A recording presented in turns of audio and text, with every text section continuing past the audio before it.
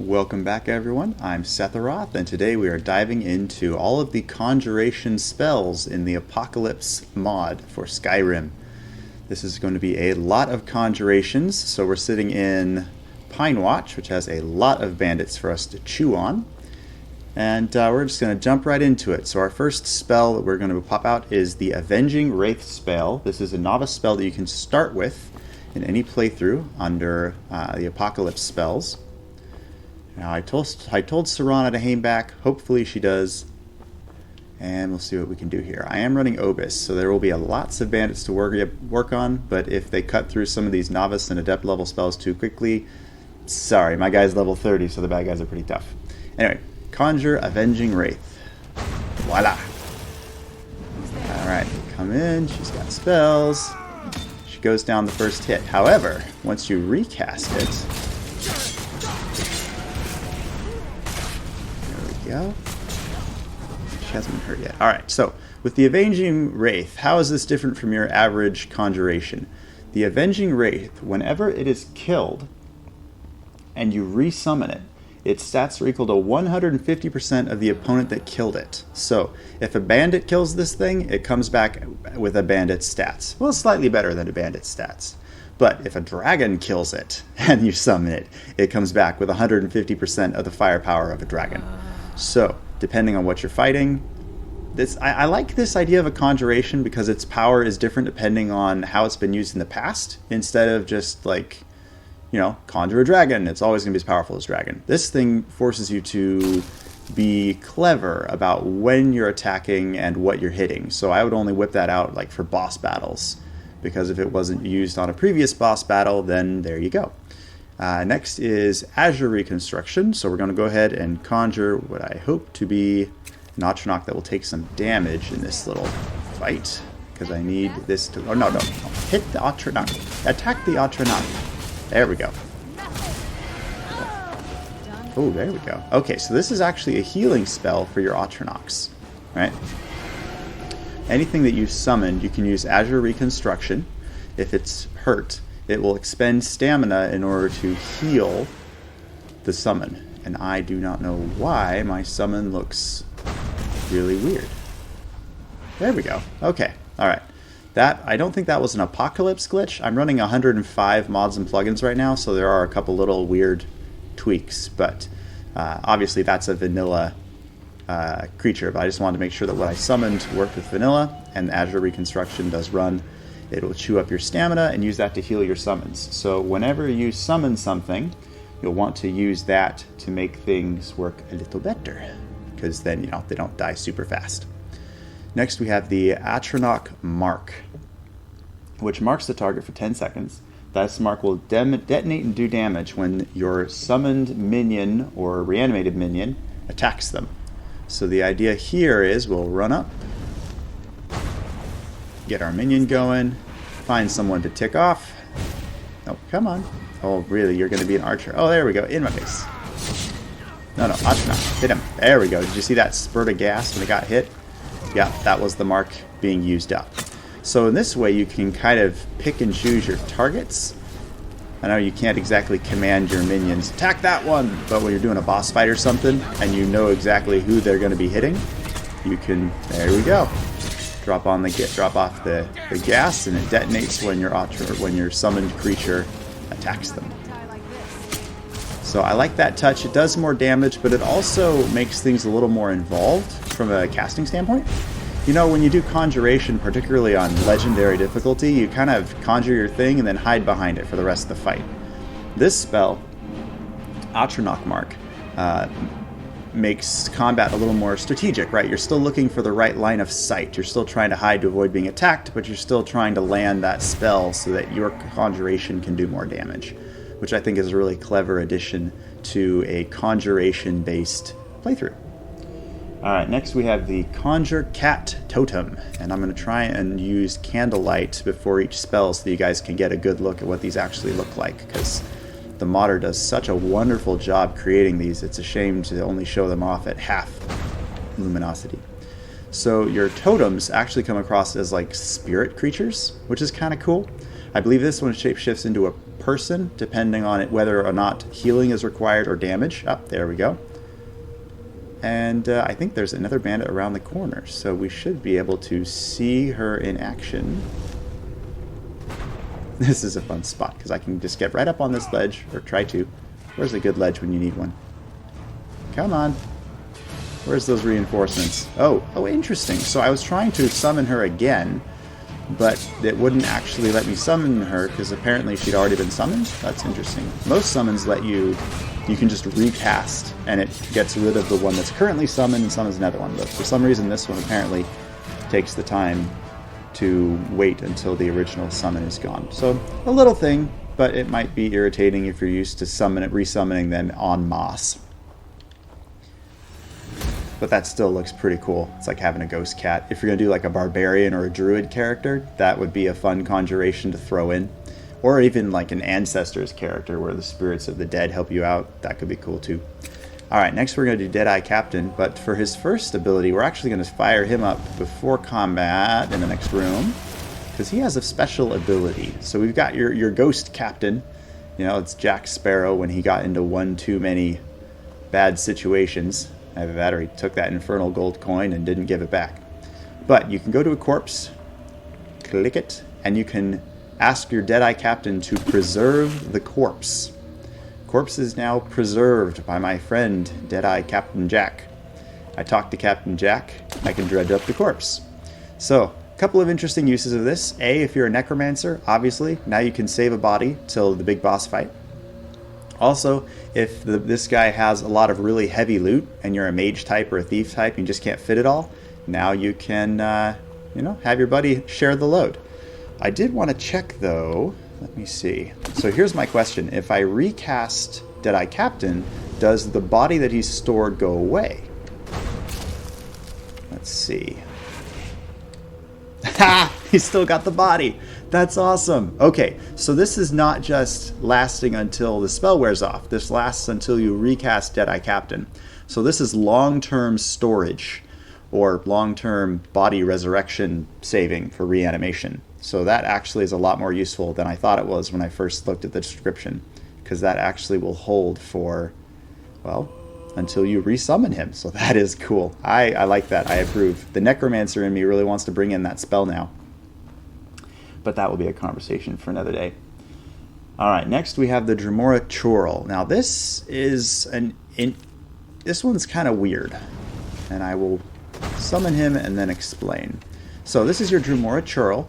Not exactly your heavy fighter. If you notice, he's not exactly the tallest of the branch either. He's kind of short and demonic. But if you read the description on the page, the Dremora Churl, when killed, a Dremora Churl is summoned under control of the killer. So we're going to go into the next room, which has a lot of bad guys, and we'll see what this does. So if something kills him, it will then try and kill me. Who's there? But maybe if I resummon it at that point, then it becomes my friend again? I don't know. Let's see what this does. See how long this Churl lasts. I have a feeling he won't last very long. Or maybe he will. Okay, alright. Maybe I have too many friends. Oh, no, there he goes. Okay, so the Churl's down. Do I see a Churl anywhere? Do I see a Churl? Do I see a Churl? I don't see a Churl. Okay. I had a feeling Serana might, Oh, there's my Churl. Okay. So it's a decent summon. Looks like he's doing a decent amount of damage. At least the AI is good, because he just picks his target and beats the crap out of it. So let's throw him into the next room. The next room has... Well, it's just going to be one, but I'm trying to get him specifically killed by a bandit so I can see what happens when he dies. Oh yeah, the two-handed guy. Oh yeah, he's... Oh geez, did he just one hit? Oh yeah, the Churl did not last long. There we go. Okay, so the Churl is resummoned, and now it's attacking me. Okay, can I at least summon Churl number 2? I can. So we have, okay, 2 simultaneous. He killed the other one that I summoned, and now this other one's back attacking me, and so is this second one. Okay. Wow, okay, so this spell at least causes a crap ton of chaos, because they attack whoever kills them. Weird. So I guess this might actually work better with an illusion type character. Like if you cast this while you're hidden, and guy A attacks the Churl, but he's under like a frenzied, so the Churl then attacks the other guy that he's attacking. I don't know, maybe you could combine that with illusion and frenzy and calm to do something creative, but I don't like the idea of my conjurations trying to eat me after they die, so we're going to set that aside for now. For the next demonstration, we're going to use Jedi Captain, this Power of the Master. I think that's what it's called. Yep, there it is. So Power of the Master, I have showed this on a previous video. It's the beneficial self-targeted spell in your left hand is cast on all nearby summoned or reanimated minions. Okay, so we're actually going to have to activate one of my alteration spells. Let's do Ebony Flesh. So we're going to summon our little undead friend. We're going to go with Captain Jack again. What can I say? Fantastic movie. First 30 seconds of seeing him on the screen, I knew he'd be one of my favorite characters. If I can actually get that to run. Do I need to hold it down longer? That's not working. Why is that? Oh, Power of the Master is in my right hand. That might have something to do with it. Alright, Conjure Deadeye Captain. Let's do this right the first time. There we go. Okay, Power of the Master. Apologize for the inconvenience. Alright, so when I cast this, notice I've got, Ebony Flesh in my left hand. So when I cast Power of the Master, he now has Ebony Flesh on top of his usual perks. Now, if you're a Necromancer with 5, 6, 10 minions backing you up, this buff will apply to all of them. And this does not just apply for armor spells, it's any self-aimed spell. So cloaking spells, for example, Cloak of Flame, Cloak of Lightning, Cloak of Frost, you could have a lot of undead come in that just whirl in with elemental damage. Lots you can do with Power of the Master and a little creativity. Next, we're going to go ahead and throw on Soul Cloak, so you guys can see how that works. Although I don't think I have any black soul gems on me at the moment. You guys coming to help? Alright, here, you know what? I'm going to go ahead and give myself a black soul gem real quick. Black soul gem. Here's a quick tutorial on how to find and give yourself stuff in Skyrim if you haven't used this before. So, I need a black soul gem. I'm hoping it is the top one. 1, 2, 3, 2, E500, and I need one of them. Okay, let me just double check and make sure that that is empty. Yes, perfect. Okay, alright. Kill at will, people. Wow, that's actually surprisingly tough. Well, I guess he's wearing dwarven armor, so that might do it. Come on, Captain Jack, you got him. Alright, we're going to speed this along. Well, if you're in God mode, why on earth wait, right? Whip out a little Balefire. This ought to ruin his little special day. There we go. So notice, I didn't have to actually cast Soul Trap on him. Anything within like 100 feet, I think is the distance? Yeah. Nearby hostile targets. When they die, if you have a gem that will fit them, they will be automatically digested. So it makes filling your soul gems so much easier. And I know this isn't an alteration video, but if you combine that with, I believe it's Akatau, I can never pronounce that right. There we go. Akatau's Recital, you can automatically cast Soul Cloak every time you get into combat. So you become like this soul sponge, and as long as you have room, you inhale and you've got all those souls, which makes enchanting a lot easier. Next, we're going to look at Conjure the Dremora Pit Fighter. Alright, so the Pit Fighter thing, let's see, he gains 25% extra damage for each nearby enemy. And just to make things more interesting, we're going to add on what's called a Daedric Crescent. Alright, let's have a look at this guy. So here's your Pit Fighter. Very nice, very demonic looking, two-handed, I approve. And now we're going to apply the Daedric Crescent. This is a separate spell, lasts for 2 minutes.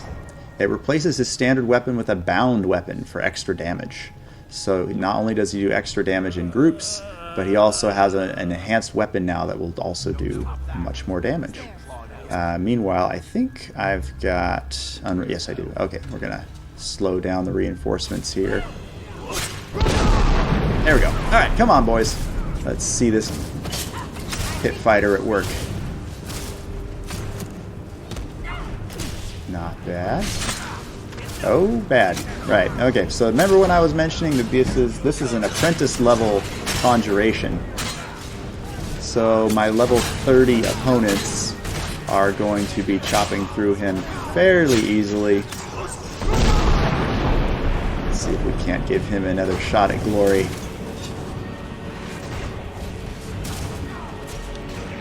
Go get him, my friend. Yeah.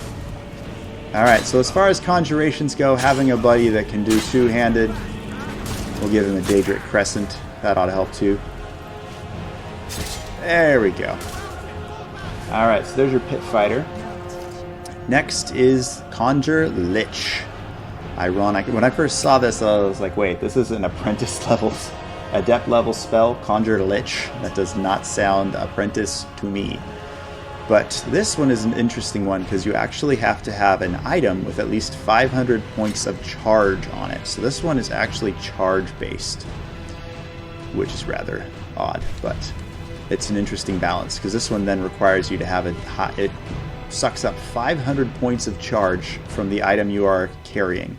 So it's kind of a parachute, a ripcord that your enchanter can pull if you're really in trouble and you gotta summon something nasty.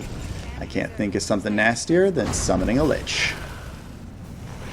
Alright, we got one boss left in this room, and Mr. Lich is going to apparently vacate the premises. Alright, slow down, darling. Come on, Rigel. There we go. Come on, Mr. Lich.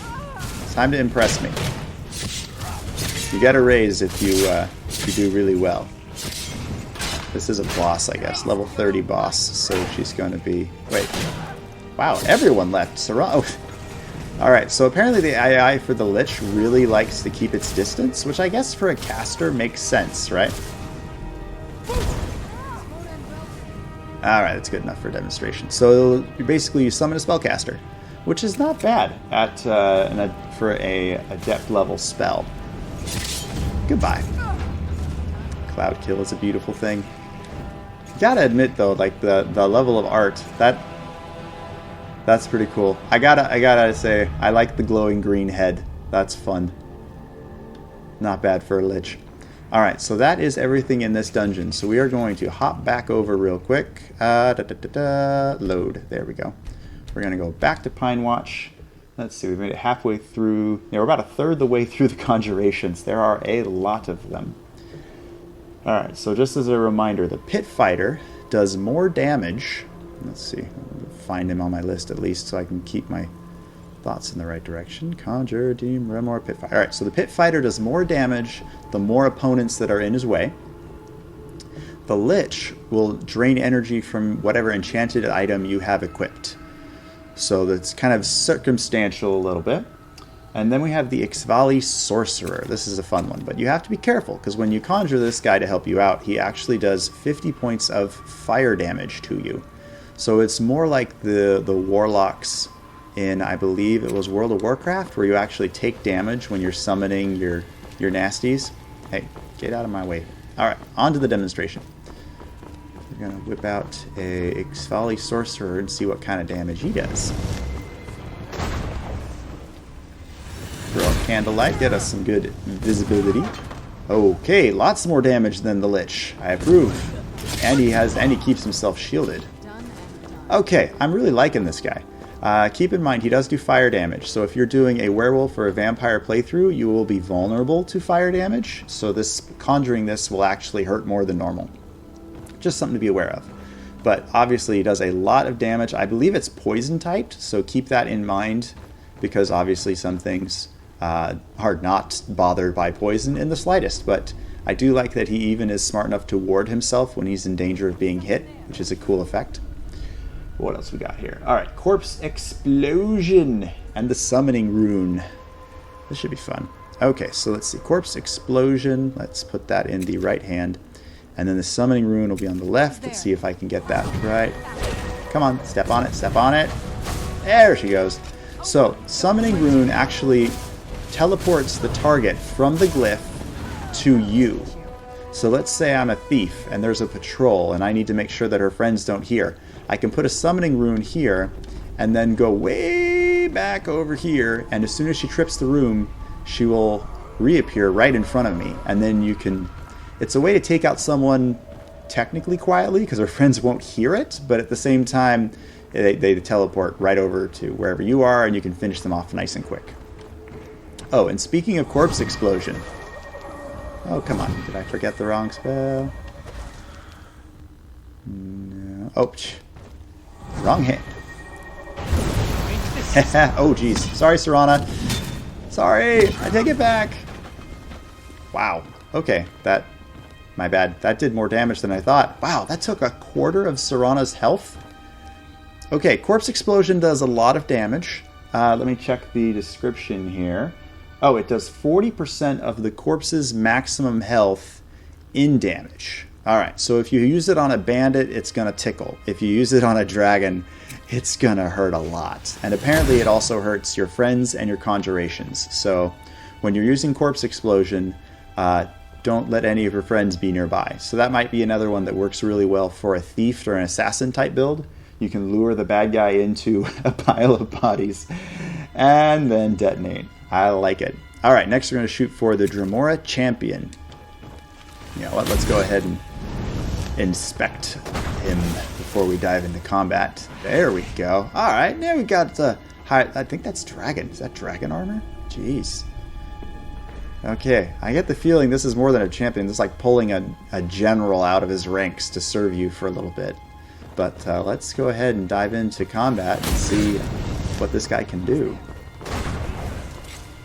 Alright, go forth, my young Padawan. You, back off. Oh, whoa, whoa! Okay, that... 3/4 of the way dead, and he knocked her 20 feet into the air. Not quite strong enough to take on 4 of these bandits, but I am using Obis, so my bandits are, they're not featherweights, to say the least. Okay, that's fun. I love that. He literally knocked that one person 20 feet into the air. And he's got this, like, I like his form, that underhanded slice. It's almost, like, disdainful. You can picture creatures from Oblivion, like, be gone, peasant. Alright, so with this guy, with the Dremora Champion, I'm just double-checking the description in case I missed anything. His power attacks deal bonus damage and knock targets airborne. Alright, so his power attacks are particularly strong. Next, we're going to look at the Honor Guard. Let's see what we've got there. It reduces enemy magic resist within 15 feet by 25%. Okay, so what we're going to do here is you conjure this guy. He makes your enemies weak to magic. So, let's see. Banish Living. I thought I had... Did I not have Cloud Kill or Balefire? Did I get that unfavorited somehow? I guess I did. Alright, well, let's at least have a look and see what that is capable of in combat. And here in the right corner, we have some poor sappy bandit highwaymen. And to the left, from this angle, all I can see are robes and horns. But we will have another closer look right here. Alright, so we've got a Dremora Honor Guard. Alright, so this is a melee fighter who lowers the magic resist of everything within 15 feet, I believe. And you notice Serana's Lightning Bolt really cooked this guy. Took him out very quickly. So if you're a mage and you're using destruction magic, you definitely want to consider having this guy back you up because he weakens everything to your magic. So your elemental damage will be increased when this guy's on the field. Very nice.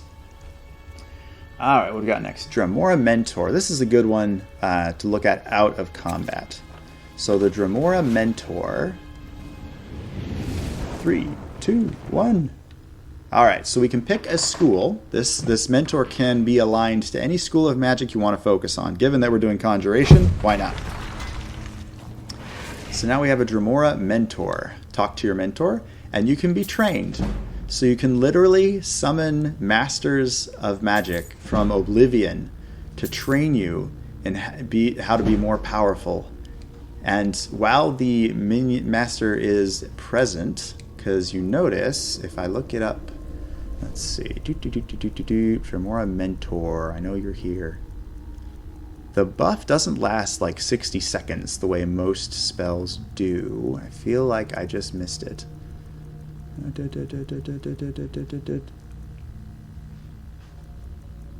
Okay, rather than watching me circle through this again and again, this spell lasts about 7 minutes.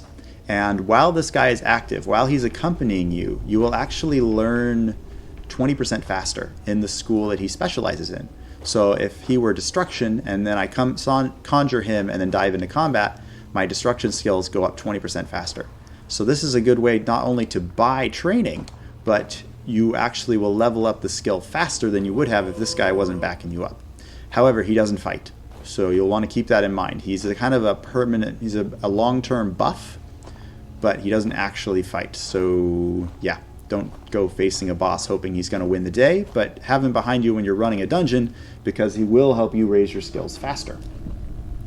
Next, we have the illustrious Herne, and we're going to save him for this next room, because he does not come alone. He brings friends.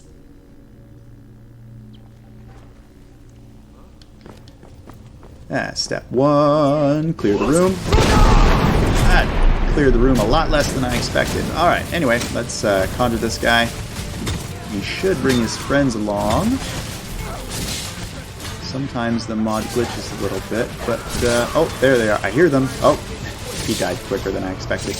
I guess he can't take on 4 guys at once, but I'm trying to get a good line of sight on him and his buddies. Where's his wolves? He's supposed to... There they are! Alright, he brings a pack. He literally brings a pack of wolves to join him in battle, and then he hangs back and arrow shoots them all in the face. So if you're a werewolf guy and you want to do some conjuration, highly recommend a Herne, because you literally summon spirit wolves to back you in combat. Like, as a werewolf diving in with spirit wolves, that just makes sense. That's awesome. Plus, then you can finally have more than one conjuration at a time backing you up, because this guy brings 3 friends. It's all good. Alright, let's see what we got next. After the Herne is the Xivilai Lord. When summoned, drains all magicka and gains 200% of that amount. So you want to be careful when you use this guy, unless you're in God mode, which is where I'm at right now, just for demonstrative purposes. So this guy will take all of your magicka. If I've got 300 magicka, he'll take it all, and it will become 600 magicka in his bank. And if you've got your duration enhanced from your from like potions or buffs or perks, then he will last a long time and have twice as much magicka as you do, which means lots of happy fun time. But I'm not sure how. I don't know. Actually, there's only 1 bandit here, so he should be just fine. It should be good. Let's see. Oh, jeez. Okay, that. Wow. Spine and head injury inflicted. Wildcat is helping us to track exactly how much better the Xivilai Lord is from the Sorcerer. Although the Sorcerer actually worked really well too, now that I think of it. So basically, if it's got Xivilai in the name and you're in a pinch, in an emergency, highly recommend pulling out that conjuration. That's fun. Alright, the last of the expert level spells. This is a fun one, but you do have to be careful about it numerically speaking, and I'll show you what I mean. So this is called Oathbound Guardian. I have bound an Guardian to Serana. This is technically her summon. And you notice when I cast this, it undid her summon. So it counts as the one summon that most characters are allowed to have. But if you're using a character like Lydia that is not a spellcaster and therefore isn't going to be running around raising the dead, this is a cool buff you can throw on. It also lasts quite a while, certainly more than 60 seconds. Oh, no, it says only 60 seconds. All right, I have been corrected by the Nexus mod page. So if you're going into battle, you throw that puppy down, now you have someone that's summoned by your ally, and that can work side by side with the summon for your character, and it just brings a little extra firepower. So it's technically 2 summons, but it does require a follower. You can't cast it on yourself. So that's kind of cool. At least when you max out in Conjuration, at least with the Ordinator perk tree, you are then able to have multiple conjurations at one time. But when you're still a lower level and you can't do that, Oathbound is a good way around it, because at least you get a second conjuration on the field, which if you're being swarmed from Obis bandits is really, really helpful. Alright, next we have Banish Living. Alright, so if they do not resist this, bad things happen. Observe. If I can get past the door. Goodbye. Wait. Come on. Why is this not working? I charge the spell. Oh, wow, that spell takes... Okay, so this spell takes a long time to charge. I guess we are... Oh, geez. Yeah, it's a master level spell. Duh. But there is a guy sleeping here, so sitting target. You literally send them to oblivion. You send them to hell, basically. For all intents and purposes, they're in hell. Now, there is no way to get them back, so do not use Banish Living on, oh, I don't know, anyone that's quest related, because that would end very badly for your quest line. I really don't know how the game would handle it if you banished living on something that had an item you desperately needed for a quest. I don't think this spell will work on essential characters, but don't quote me on that. So I would test that first before actually, you know, tempting fate and accidentally vaporizing a king or something. But, so that's Banish Living. Just delete them. Items, oh, here we go. Items except quest items are lost forever. So it sounds like if you vanish them, the items will remain, but they're gone. So use that judiciously. Like, if you go around banishing everything, you're going to get some experience in Conjuration, but obviously not any combat experience or armor experience. I'd almost call that a cheat spell. I mean, I know if something has a high enough magic resist, it still won't work. So it's kind of a save or die spell if you're used to the older spells in the original D&D games. Those are a lot of fun. All right, last but not least, let's whip out the bear totem for this. I think there's just one more bandit boss down here. You guys are going to get to know Pine Warrens very well. Boom shakalaka. Who's there? All right, I have my Nord barbarian warrior who apparently chooses archery over other means of combat. Oh, geez. Okay, so that was 20% of her health in one hit. And now he's in bear form. Very nice. So if you ever play Growl, which is an enhancement on the werewolf functionality of the game, I think we'll go ahead and... Oh, no, he's back. All right, then. You can choose between a werewolf form and a werebear form. So if you went werebear, you could then summon your bear totem and have your spirit bear to go in and help you. And with a couple of other perks from Imperius and Ordinators, you can actually command multiple bears, and you can literally have a bear family running around doing bear things. So that's something to look forward to in the future. Once again, we have gone through this dungeon, so this will be the last time I'm down to master level spells. Let's see. Ooh, I skipped one. Oh, geez, this is a fun one too. All right, so step one, I'm going to need some money. Layer dot. Add item. 1, 2, 3, 4, 5, 6, 7, F. I really hope I got enough zeros there. We're going to need a lot of money. 100,000 gold. That ought to do it. Alright, so we're going to do candlelights. You guys get a good look at this guy. Or maybe not. Apparently it needs 2 hands to conjure this guy. He is just that good. Alright, this is called a Battlemage. And I know there's bad guys just around the corner here, so we might not be able to actually interact with them until the fight's over. I think I'm right. Alright, so we get to see the Battlemage in action first. Oh, okay. So you notice instead of 1 fire bolt, he threw out like 6. Oh, that's fun. Oh, that's a... Wow, that's 6, 10 maybe? 10 spells at one same time? Or at one, one volley? I like it. But here's where the Battlemage really takes off. Purchase upgrades. Alright, so... Apparently that was Adept or Apprentice level spells. If you have 250,000 in gold, you can upgrade this guy to Expert. I'm going to leave that so that you guys can actually figure out what that's like on your own, because this guy clearly already does a crap ton of damage. But we are going to throw on some upgrades for the next fight, just to see what he's like after he's been hopped up. So you can give him 25 more health, 50 more magicka, 20% more weapon damage, and 5% more spell damage. Huh. That seems... not very well. I mean, 20 weapon or 5 spell. Gee, I wonder which one would be more worth my gold.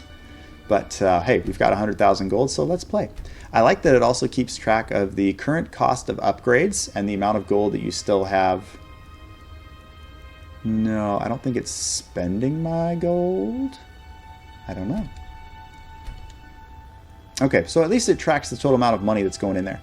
But we've given this guy 100 extra health, 100 extra magicka, 40% weapon damage. I think he is looking good.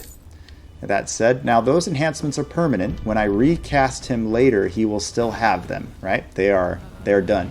So one of the things that I like about this guy, particularly if you get him earlier in your playthrough, is all of your money can go into just enhancing that. Yes, that was half of that bandit's health in one hit. And that was with spells. I only gave him 15% increase in spell damage. I'd hate to see what happens if he actually got that battle axe out and started swinging. That is awesome. So this is definitely an excellent choice, even late game when you start making lots of money and you want Because remember, you can upgrade this guy to expert level spells. I bet you can upgrade him to master. Just thinking, just saying. You could have a master of the arcane backing you up, even if all you can do is conjuration. That could be fun. Alright, we already did bear token. Next is the Craftlord. This is a different perspective on the end game character. But let's go ahead and throw out a candlelight real quick so you guys can get a good look at him. And before I cast it, let's take one last look at the Battlemage. That's pretty cool. I rather like that. That's good armor. Kind of a mixture of caster and melee, which I guess fits this guy perfectly. Alright, on to the Craftlord. The Craftlord is much more adaptable. It doesn't require gold. It automatically gives you a spell called Reconfigure Craftlord, which is either a power or a spell. I think it's a spell. Onto the R's. There we go. Okay, so when you cast the Reconfigure Craftlord on the Craftlord, go figure, right? You can now adjust his attributes. So right now he has a certain amount of health, for example, magicka, stamina. You can, let's say for example, we wanted to make this guy just a melee monster. You can pull all of his magicka. So he's not meant for magic. He's not doing magicka. Each of those points that you pull can then be put somewhere else. So for example, we could add that to his health instead. So now he's lost magicka, but he's gained health. We can do the same thing in the magic department. So if we limit his spell damage, spell burn duration, apparently his spells do damage over time too. So maybe I'm going in the wrong direction here and should make him a magic monster. But either way, we're just going to boost this guy's attack damage through the roof. And then see what else we can adjust. Let's look at his defenses. Let's not worry about magic resistance, and instead let's focus on giving him a crap ton of armor. I like it. Special, what does that do? Oh, okay, so with 5 points, I don't have enough to... You can adjust the number of them that you can have summoned at the same time. So there is a lot of ways that you can customize this build. But we're going to stick with that. So we put a lot, we took from his magicka and gave him a lot of attack damage. And it looks like once you reconfigure him, you've got to then recast him. I think it was the Craftlord. There we go. So we're going to recast him real quick and then go into combat. And see what this guy can do. Hopefully the AI is smart enough to realize that I just nerfed all of his magical abilities and he doesn't try to, use a lot of magical abilities. We shall see. Attentions, all bandits. Please converge on me so that I can slow you all down. There we go. Alright, that way, Craftlord. Craftlord? Serana? Anybody? Oh, jeez. Alright, one moment, please. I've got to go talk to my friends here. Serana! Alright, fine. I'll just summon my friend. There we go. Alright, Craftlord. Have fun. Yes, he went for his sword. That's what I was hoping for. Ho, ho, ho, ho! Okay! Alright, he just one-shotted, two-shotted the thug. I'm good with that. What else can he do? So I maxed out his armor. And he's doing just fine for himself in the damage department. Oh, yeah, that's kill number 3. Alright, so he went through 2.5, almost 3 guys in 5 seconds. And then if you know you're up against a spellcaster next, like a Lich or a Dragon Beast, you remove his armor and roll it into his magic resist. So you can customize this guy to target the exact weakness of the boss that you know you're up against next. Or if you're going in, going to Felglow Keep and you know everything is going to be mage, rack on the magic resist and the attack damage, and vive la revolution. So that guy is fun. He doesn't require any money, but he is very adaptable. You just have to reconfigure him before each combat. Next, we're going to do the Dremora Assassin. That's another two-handed conjuration spell. Actually, since there's a ledge over here, this is the perfect opportunity to give this one a shot. Because this should give him... He's an archer, so we don't want him necessarily right in front of guys. Alrighty. There we go. 1/4 of his health gone. Let's see if I can get a good view of my archer. Come on, archer. We're waiting for you. You know what? I think we're going to have to bring our Dremora Assassin into the next fight, just so we can get a better look of how she's doing. He got up over the ledge there, threw off her line of sight, but there is no ledges here. Is she still here? She's still here. All right. Let's just clear the battleground. Or be a giant target if I have somehow did I unfavorite my...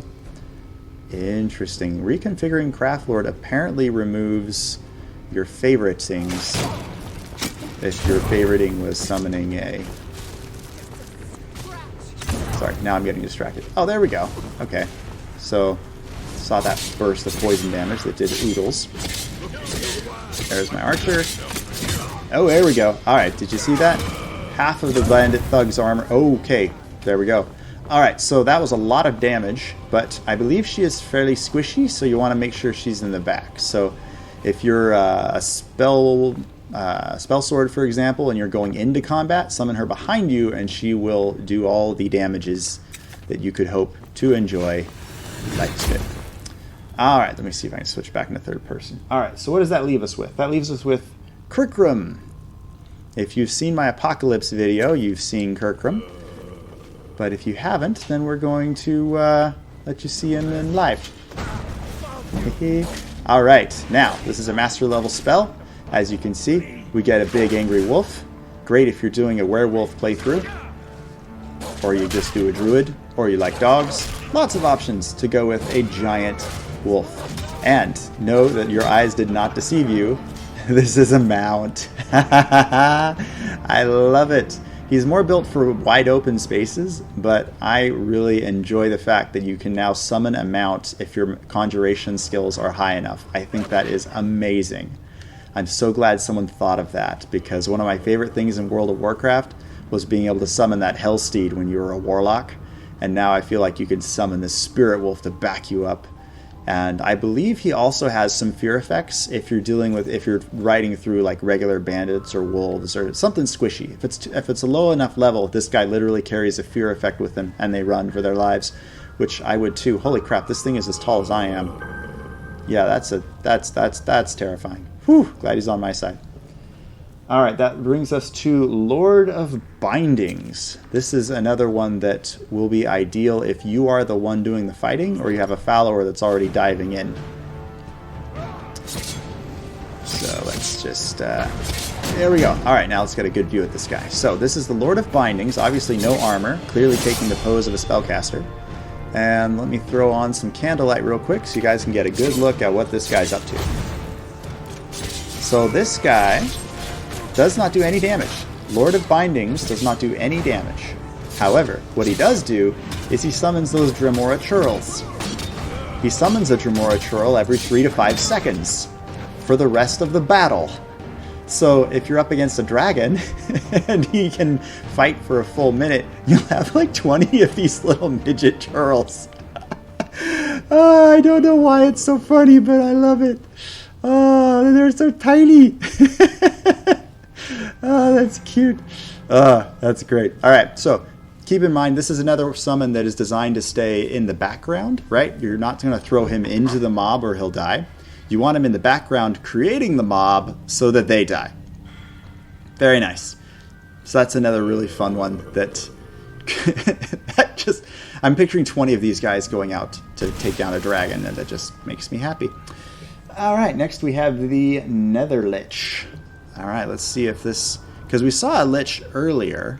I'm wondering how much better Mr. Nether Lich is. We're going to find out. Who's there? I knew I heard something. There we go. All right, cleared the room a little bit. Bring in the Nether Lich. All right, stay focused on me. Let's let the Lich do his thing. Is the Lich going to do anything or just stand there and watch? Is this the ultimate spectator? Is he already... Oh, there we go. Okay, so... Oh, that didn't do... Wait, am I missing something here? I feel like he should be doing more... Something exploding or something doing more damage. Maybe he just throws on debuffs? I can see him doing, like, some kind of a fancy little fiery thing. Let me check the description on this guy. Nether Lich. Inflicts a damaging disease, lowers skill levels, and raises the dead. Oh, okay. So this is your mass debuffer, right? So you go up against a dragon and he will debuff the target so that their attack skills are lower. They'll do less damage, and then you, of course, live longer because they're not hitting as hard. And then I'm assuming once the last one is dead, because they mentioned this thing can also raise corpses, but maybe it just does that in certain circumstances? I mean, we've got corpses aplenty here, but maybe it means there's older corpses before. I don't know. Alright, that leaves us with the boss battle, which actually... Okay. We've got the Conjure Weeping Daedra. This one's just weird. I'm just gonna start by prefacing this fight with that. The Weeping Daedra is just weird.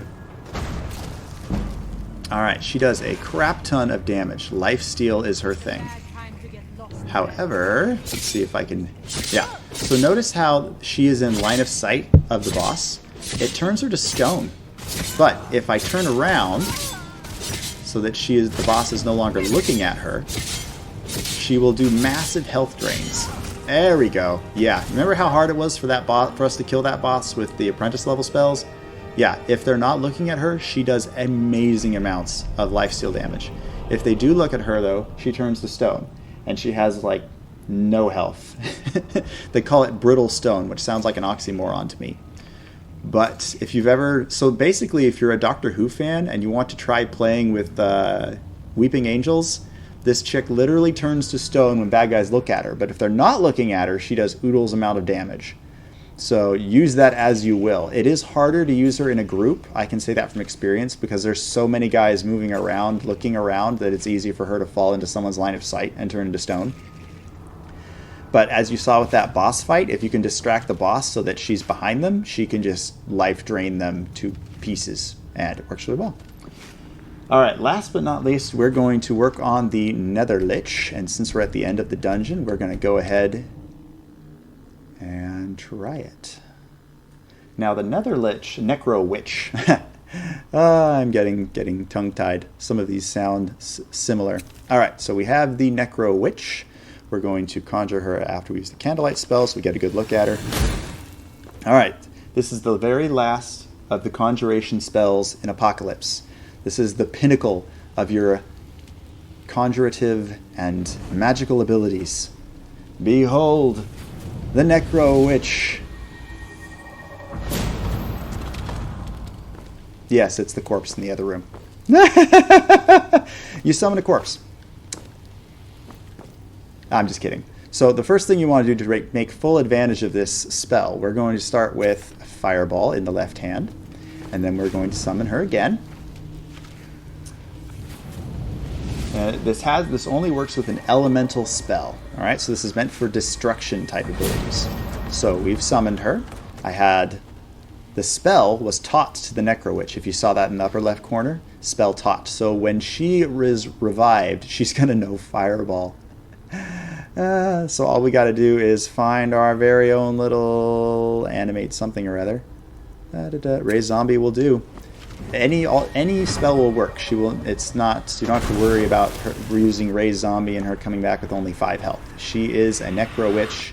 She just needs a animation spell to get her up and going. And let's dive in and see what happens. We just taught a Necrowitch Fireball, so this should be good. If she can keep up. Alright, here we go. We're just going to dive in and attract as much attention as possible. Come and get me. Come and get me. This is guy number 2. Can we see some fireballs here, please? Not yet? Okay, let me get person number 3. Do I have the number 3? Usually there's number 3 over here. Number 3. Number 3. There we go. Come on. Come on. Where are my friends?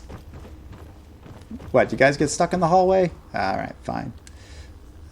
You're going to be like that, I'll just summon her again. Alright, so we're going to do another Necrowitch.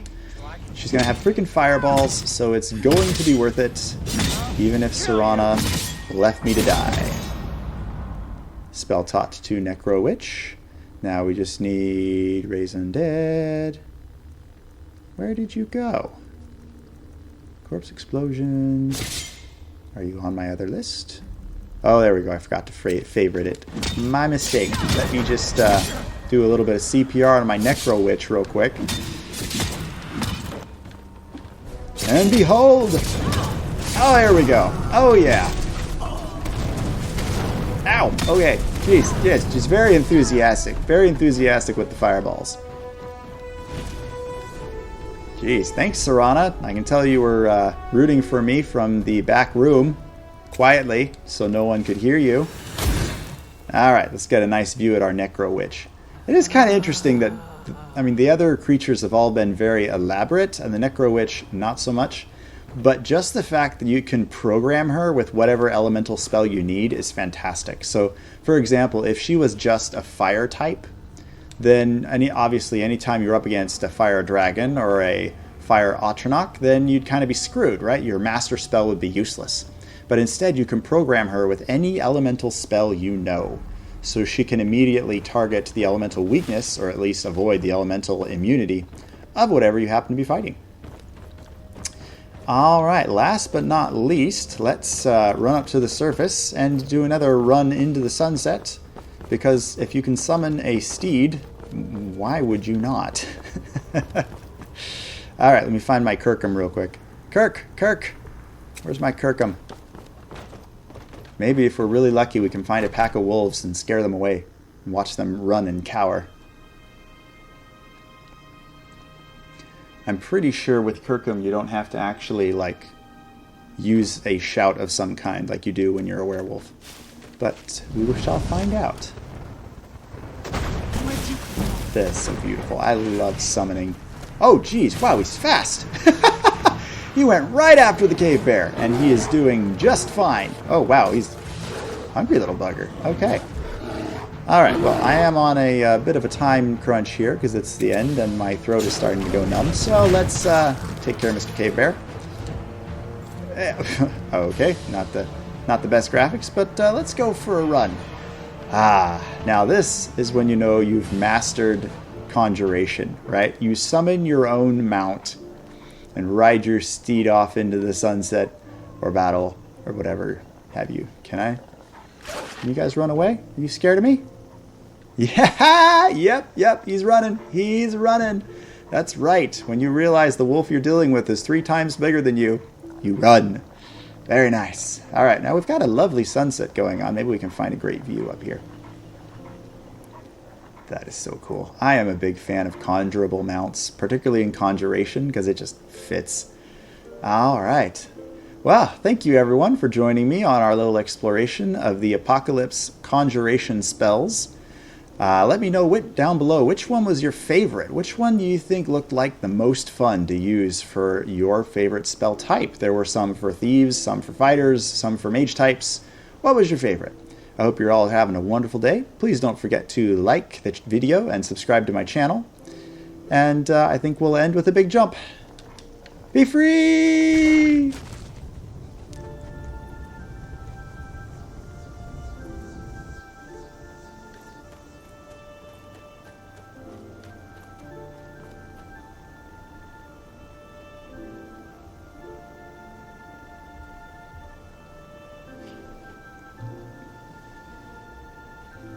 Who's there?